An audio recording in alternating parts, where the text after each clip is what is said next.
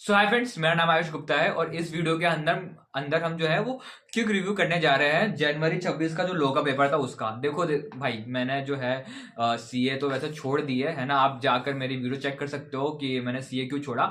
But क्योंकि मैंने form पहले से फिल कर दिया था तो मैंने सोचा पेपर देकर ही आ जाते, एक बार देख कर आ जाते पेपर कैसा आता है इस बार का, क्या बच्चों का रिएक्शन होता है।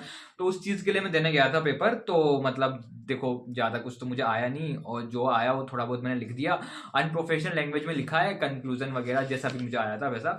अगर मैं सच बताऊं तो जब मैं पेपर देने गया और जो मैंने फर्स्ट व्यू था पेपर को देखकर, वो यही था कि पेपर बहुत लेंदी है।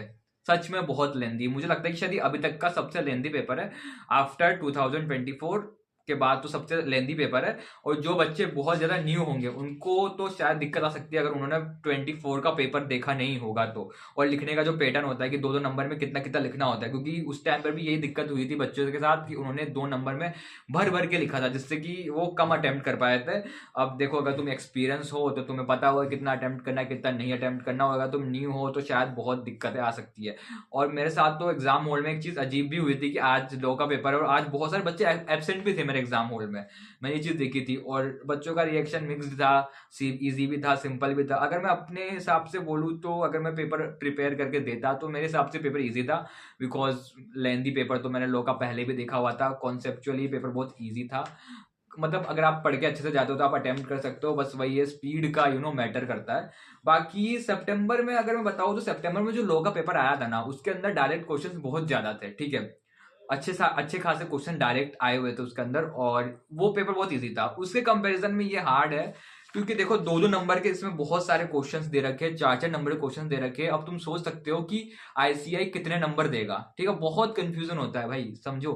ठीक है, 2 नंबर में समझ नहीं आता कितना लिखे, कंक्लूजन लिखे, प्रोविजन लिखे, फिर एनालिसिस लिखे, समझ नहीं आता। और उसमें भी आईसीआई का कोई पैटर्न का तो है नहीं कि तुम्हें कितने नंबर मिलेंगे। हो सकता है शायद इस बार ज्यादा बच्चों को 0.5 भी मिले, तो वो हो सकता है, ठीक है। क्योंकि अगर मैं अपना एक्सपीरियंस बताऊं तो लास्ट टाइम मेरे साथ ऐसा हुआ था कि जो 5 क्वेश्चन करने होते उसके अंदर 4 क्वेश्चन तो मैंने बहुत अच्छे से अटेम्प्ट करे थे, ठीक है, बहुत अच्छे से अटेम्प्ट करे थे। और जो लास्ट क्वेश्चन था 6 वाला वो मैंने साइड उसमें एक क्वेश्चन को मैं थोड़ा सा अच्छे से अटेम्प्ट नहीं किया, 2 ठीक ठाक अटेम्प्ट किए थे। एंड उसके बाद भी मेरे को उन्होंने दिए 42 मार्क्स, ठीक है। और मैं इसलिए बोल रहा हूँ क्योंकि मैं हर एक प्रोविजन को लिटरली रट के गया था। तुम मेरी लॉ की वीडियो जाके देख सकते हो, लिटरली रट के गया था। मैंने अर्जुन छाबड़ा जी की जो है सर की वीडियो देखी थी और लिटरली मैं हर एक प्रोविजन को रट रट के गया था। अगर बात होती है कॉन्ट्रैक्ट एक्ट के लाइक लास्ट के एजेंसी वाला टॉपिक छोड़ दो तुम, तो उसके अलावा सब जो था वो मैं अच्छे से करके गया था और बढ़िया पेपर हुआ था मेरा उस टाइम पर। तो उस टाइम पे मेरे ये मार्क्स थे। तो अभी का मेरे को बिल्कुल पता नहीं है और बच्चों ने कैसे इसको अटेम्प्ट किया होगा। देखो मेरा तो कुछ इसमें था नहीं। बट ये रिव्यू है कि paper was easy but lengthy paper था। और लॉ का पेपर है तो लॉ का पेपर तुम्हें पता ही है कि चाहे इजी आए चाहे हार्ड आए, चेकिंग तो हार्ड ही होती है। तो उस बात का ध्यान रखना। बाकी तो दिस वीडियो में यही था, ठीक है। Thank you very much.